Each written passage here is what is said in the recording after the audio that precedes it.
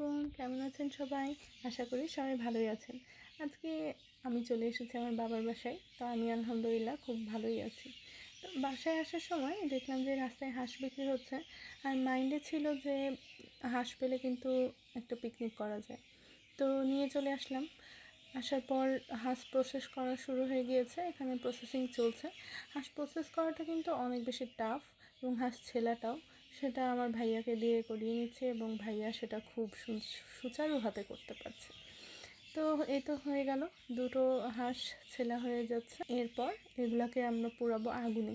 যেহেতু বনভোজন, তো আমরা এটা একটা চুলা নিয়ে চলে গিয়েছিলাম বাড়ির বাইরে। সেখানেই সব কাজ চলছিল। করবে ভাইয়া আম্মু তাদের পেরেশানি হয়ে গিয়েছিল বেশি, যেহেতু হঠাৎ করে গিয়েছি আর হঠাৎ করে নিয়ে গিয়েছি দুটো হাঁস, সেটাকে প্রসেসিং করতে হচ্ছে। যাই হোক, সেটাকে সুন্দর করে হালকা করে আমরা চারপাশে জ্বালিয়ে নিচ্ছি, যাতে এক্সট্রা কোনো লোম, ছোটো লোম থাকলে সেগুলো পুড়ে যায়। তো এই তো ভাইয়া চারিদিকে ঘুরিয়ে ঘুরিয়ে সুন্দর করে সেটাকে আমাকে পুড়িয়ে দিল। এবার আমার কাজ হচ্ছে ছোট ছোট লোমগুলো খুঁজে খুঁজে বের করা।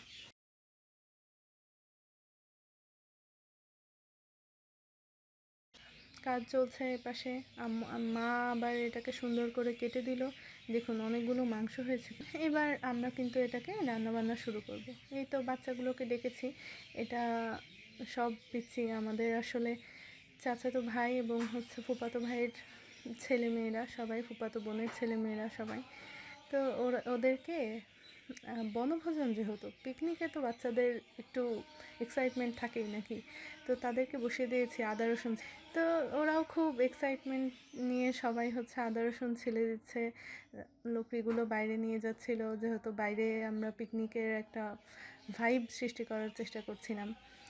তো এখানে আমাদের আদা রসুন ছিলা হয়ে গেলে আমরা সেগুলোকে কাটার ব্যবস্থা করছি। আর তারা এপাশে নাচতে শুরু করেছে। বাচ্চাগুলোর নাচ দেখতে যে কি ভালো লাগছিল।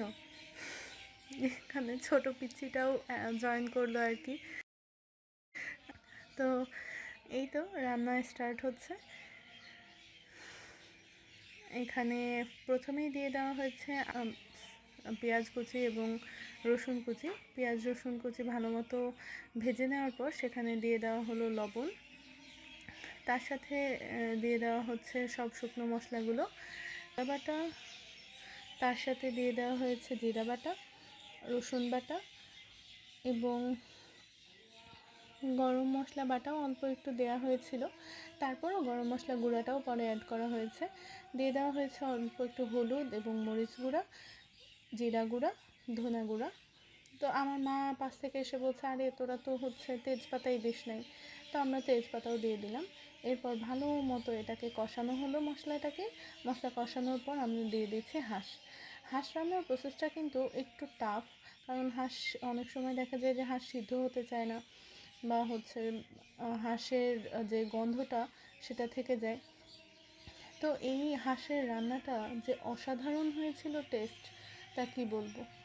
তো এই তো এখানে কষানোর জন্য যে পানি আমরা কোনো অ্যাড করি নাই, পানি বের হয়েছে সেই পানিতেই হচ্ছে এখন পর্যন্ত। তো রান্না হতে হতে সেদিন সন্ধ্যা হয়ে গিয়েছিল। মানে গোস্ত প্রসেস করা, রান্না করা সব মিলিয়ে অনেক দেরি হয়ে গিয়েছিল। তো বাচ্চাদেরকে আমরা পরে বলেছিলাম যে তোমরা লাইট স্ট্যান্ড হও, লাইটম্যান। তো ওরাও লাইটম্যান হচ্ছিল খুব এক্সাইটমেন্ট নিয়ে আর কি। তো এই যে কষানো চলছে, কষাতে কষাতে একটু করে পানি অ্যাড করা হলো। যেহেতু এটা সিদ্ধ হতে একটু সময় নেয়, তো একটু বেশি পরিমাণে পানি অ্যাড করা হলো আর কি। তো অনেকগুলো পানি, এক সমুদ্র পানি দিয়ে এটাকে আমরা সিদ্ধ হতে বসিয়ে দিলাম। আমার বোন এখানে তার সুচারু হাতে রান্না চালিয়ে যাচ্ছে, এবং এই তো অবশেষে রান্না হয়ে গিয়েছে। যেহেতু সন্ধ্যা হয়ে গিয়েছিল, সবগুলো ক্লিপ সুন্দর করে নেওয়া হয়নি। তো আমরা একটা মাটির সুন্দর একটা হাঁড়িতে আমরা পরিবেশন করে নিলাম, সেটাকে নিয়ে আসলাম বাসায়। তো যেহেতু এখনও ভাত রান্না বাকি আছে, ভাত বা পোলাও যাই হোক আমরা বানাবো। তো বাচ্চাগুলোকে আমি বললাম যে তোরা পাঁপড় খা আর এক্সপ্রেশন দে। আর তাদের এক্সপ্রেশন মনে হচ্ছিল তাদেরকে পাঁপড় খাইতে দেয়নি, আমি মনে হয় কোন স্পেশাল কোনো খাবার খেতে দিয়েছি, তারা খুব এক্সাইটমেন্ট নিয়ে খাচ্ছিল। তো যাই হোক, পিচ্চিরা থাকলে আসলে সব অনুষ্ঠানই অনেক মজার হয়ে যায়। তো আমি বাচ্চাদেরকে খেতে দেওয়ার আগে আমি একটু টেস্ট করে দেখছি। ভুনা ভুনা একটা হাঁসের মাংস, তার সাথে পোলাও, একদম অসাধারণ টেস্ট। তো ওদেরকেও খেতে দিলাম, তারাও খুব মজা করে সবাই এখানে খাওয়া দাওয়া করলো, আর খুবই ভালো লাগছিল। তো এখানেই আজকের মতো ভিডিওটা। সবাই ভালো থাকবেন, সুস্থ থাকবেন। আল্লাহ হাফিজ।